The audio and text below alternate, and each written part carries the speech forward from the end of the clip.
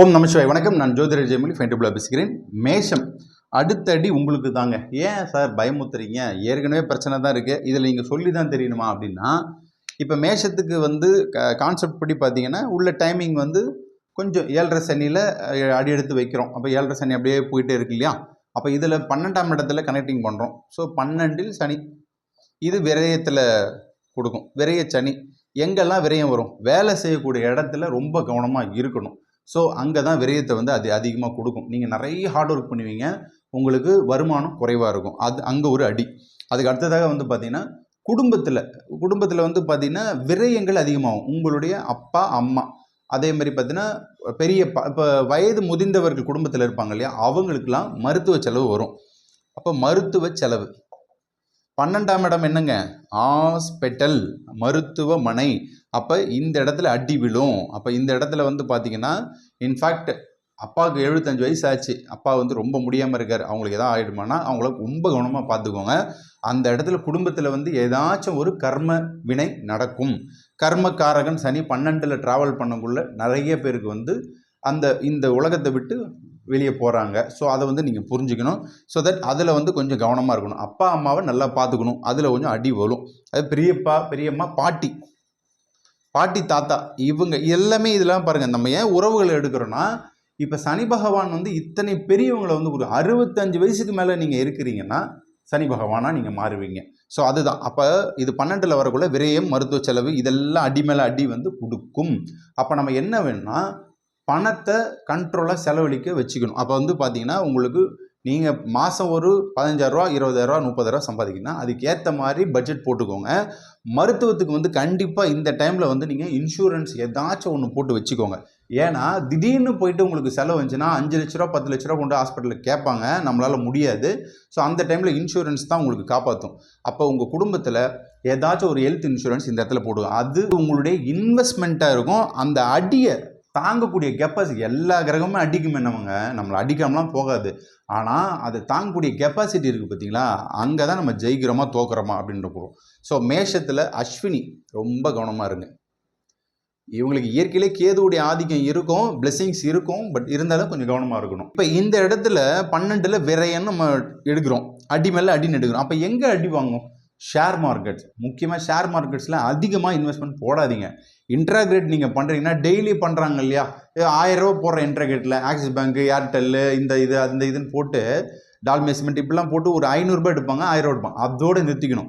நான் 10,000 நீ கல்லா கட்டாமல் விட மாட்டேன் சார் அப்படின்னா நீங்கள் எப்படின்னா 20,000 ரூபா உங்களுக்கு லாஸ் ஆகிடும். ஸோ தட் அதில் கவனமாக இருங்க. அதே மாதிரி நகை சீட்டு ஃபண்டு போடுறேன்னா அந்த ஃபண்டு நீங்கள் குறைவான இதுக்கே போடுங்க. 12ஆம் இடம் விரயங்க, அதுதான் இங்கே சொல்கிறோம். விரயத்தை அதாவது சனி பகவான் வரக்குள்ள உங்களை நீங்கள் தயாரான நிலையில் வச்சுக்கணுன்றதான் இங்கே பாடத்தை சொல்கிறார். அப்போ இந்த பரணி அவங்க இந்த ஸ்டாரில் இருக்கிறவங்களாம் பாருங்கள் கொஞ்சம் சூதானமாக தான் இருப்பாங்க. ஏன்னா சுக்கிரனுடைய நட்சத்திரம், அவங்களும் கொஞ்சம் கவனமாக தான் இருக்கணும். ஏன்னா தசாபுத்தி தான் இந்த கான்செப்ட். தசாபுத்தி நல்லா இருந்துச்சுன்னா மேக்ஸிமம் நம்ம இந்த அடி மேலே அடியை தாங்கிக்க முடியும். அதுக்கப்புறமா பார்த்தீங்கன்னா கார்த்திகை நட்சத்திரம் ஒரு பாதம் மட்டும் இந்த இடத்துல வரும், அவங்களும் கொஞ்சம் கவனமாக தான் இருக்கணும். ஸோ அஸ்வினி பரணி கார்த்திகை உங்களுக்கு என்ன தசை என்ன புத்தி, இதை வச்சு 70% உங்களுக்கு பாதிப்பு குறைவாக இருக்கும். அதே டைமில் 30% இங்கே சனி கொடுக்குறத யாராலும் தடுக்க முடியாதுங்க. அது பணமாக இருந்தாலும் சரி, விரயமாக இருந்தாலும் சரி, சனி கொடுப்பார் எவர் தடுப்பார்னு ஒரு கான்செப்ட் இருக்குது. இப்போ உங்ககிட்ட கோடிக்கணக்கில் லட்சக்கணக்கில் பணம் இருந்தாலுமே அதை முறையான அது கரெக்டாக நீங்கள் ஃபாலோ பண்ணி பணத்தை வச்சுக்கணும். சேவிங்ஸ் எப்போதுமே பண்ணி வச்சுக்கோங்க. அது உங்களுடைய குடும்பம், குழந்தை எல்லாருக்குமே நல்லது பண்ணும். கால் எடுத்து அகலக்கால் வச்சிங்கன்னா, இல்லை சார் என்கிட்ட 10 லட்ச ரூபா இருக்குது, நான் பிஸ்னஸ் பண்ண போகிறேன், நான் க்ரஷர் ஆரம்பிக்க போகிறேன், பெருசாக பண்ண போகிறேன் அப்படின்னு அடி எடுத்து வச்சிங்கன்னா மாட்டிப்பீங்க. அப்போ அதில் பிஸ்னஸை பண்ணக்கூடாதா அப்படின்னு சொல்ல வரீங்கன்னா, பிஸ்னஸ் பண்ணுங்கள், சின்னதாக பண்ணுங்கள். இன்வெஸ்ட்மெண்ட் குறைந்த அளவில் பண்ணிங்கன்னா பெரிய லாபம். அதை சொல்லுவாங்க இல்லையா, சின்ன கல்லு பெத்த லாபம்னு சொல்லுவாங்க. அந்த மாதிரி தான் உங்களுக்கு சிறுசாக போட்டிங்கன்னா பெருசாக கண்டிப்பாக வரும். அது எப்போ குரு கனெக்டிங் பண்ணுவார்.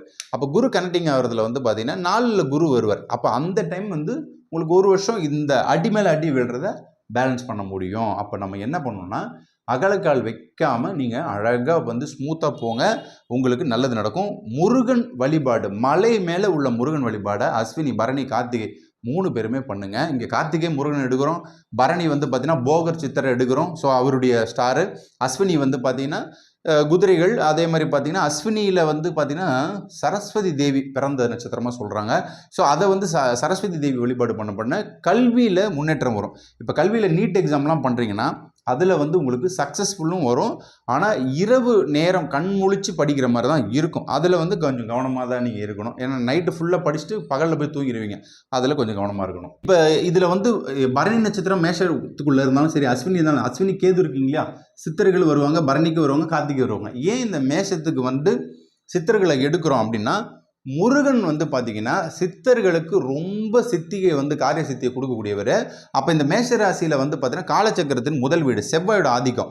அப்போ நம்ம போகர் சித்திரை எடுக்கிறோம், பாம்பன் சுவாமிகளை எடுக்கிறோம், ரமண மகரிஷி எடுக்கிறோம். ஸோ இங்கே வந்து பார்த்தீங்கன்னா அகத்தியரை எடுக்கிறோம்.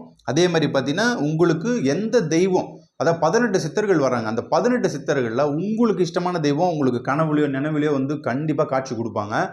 அவரை கெட்டியமாக பிடிச்சிக்கோங்க. இப்போ உதாரணத்துக்கு மகாபெரியவர் இருக்காருன்னா அவரை வந்து கெட்டி பிடிச்சிக்கோங்க. ராகவேந்திர பிடிச்சிங்கன்னா அவரை பிடிச்சிக்கோங்க. இவங்களாம் வந்து பாருங்கள் மனிதனாக வாழ்ந்த மகான்கள், அதை சித்த நிலையை அடைகிறாங்க. ஸோ மனசு அமைதியாக இருக்கிறதுக்கு சித்தர்கள் வழிபாடு தியானம் பண்ணுங்கள். நிச்சயமாக மேஷராசி வந்து இந்த அடி மேலே அடியை வந்து தாங்கி கொண்டு வாழ்க்கையில் முன்னேறுவீங்க. ஸோ உங்களுடைய குலதெய்வம் முக்கியமாக வணங்க. முருகன் துணைக்கு நிற்பார், எல்லா மலரும் எல்லாத்தையும் கொடுப்பார். நன்றி, வணக்கம்.